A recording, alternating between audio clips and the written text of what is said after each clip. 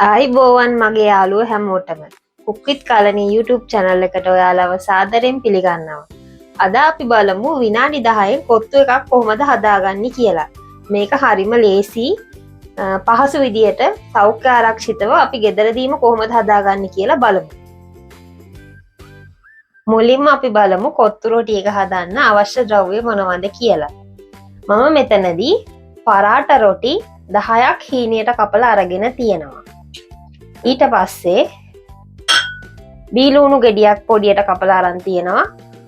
අවමිරිස් කරල් 3ක් පොඩියට කපලා අරන් තියෙනවා. සුදු ලුණු බික් 5ක් පොඩියට කපලා අරන් තියෙනවා.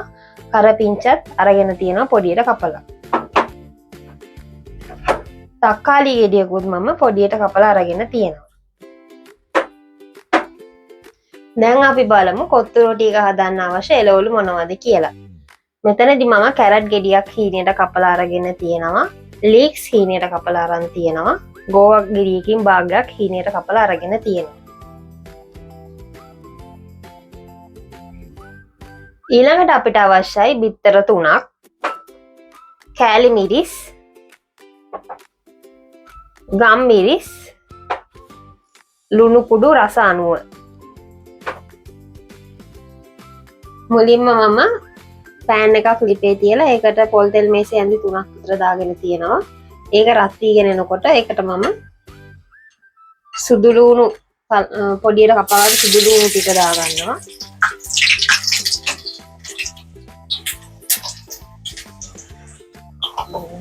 ඊට පස්සේ රට ලුණු, අවු මිරිස්, කරපිංචා ඒ ටිකක් දා ගන්නවා.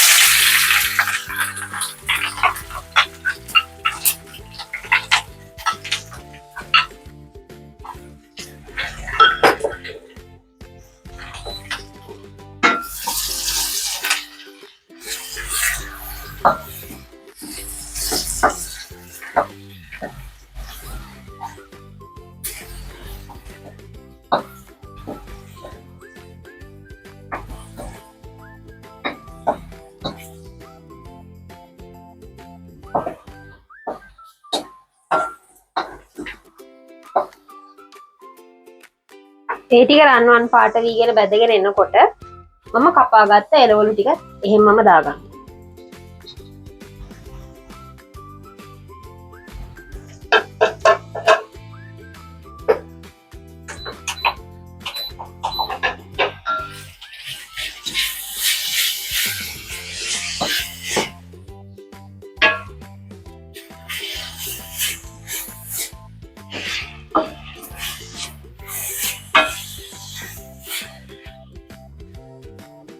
එළවලු ටික බැදීගෙන එනකොට අපි තක්කාලි ටික ඒකට එකතු කරගමු. ඊට පස්සේ හොඳට කලවම් කරගන්න.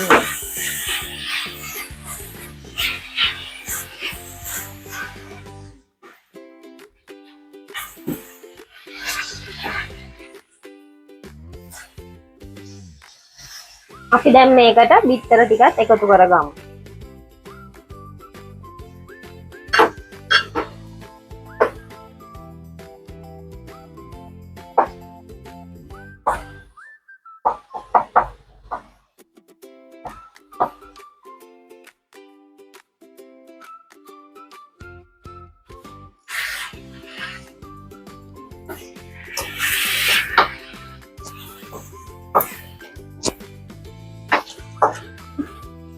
බිත්තර ටිකේ තෙත ගතිය තියෙනකොටම අපි මේකට කපාගත්ත පරාට රොටි ටික දාගන්න ඕනේ.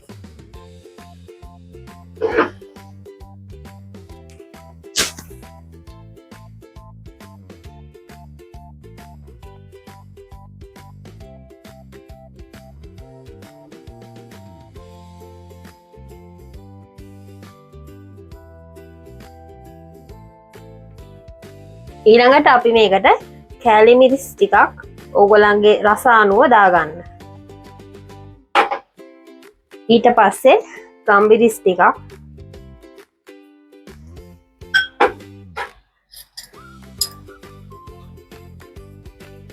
ලුණු කුඩු ටිකක් දාලා හොඳට කලවම් කරගන්න ඕනේ.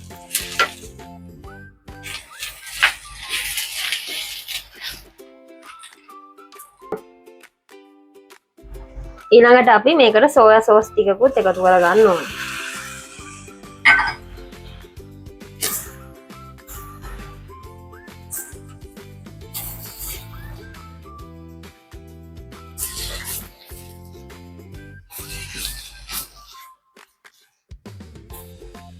ඊට පස්සේ අපි චිකන් කරියකින් චිකන් හොදි චිකන් කෑලි මේකට එකතු කරගන්න ඕනේ.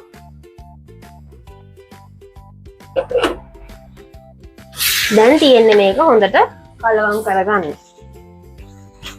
මෙහෙම හැඳි දෙකක් අරගෙන හොඳට කලවම් කරගන්න ඕනේ.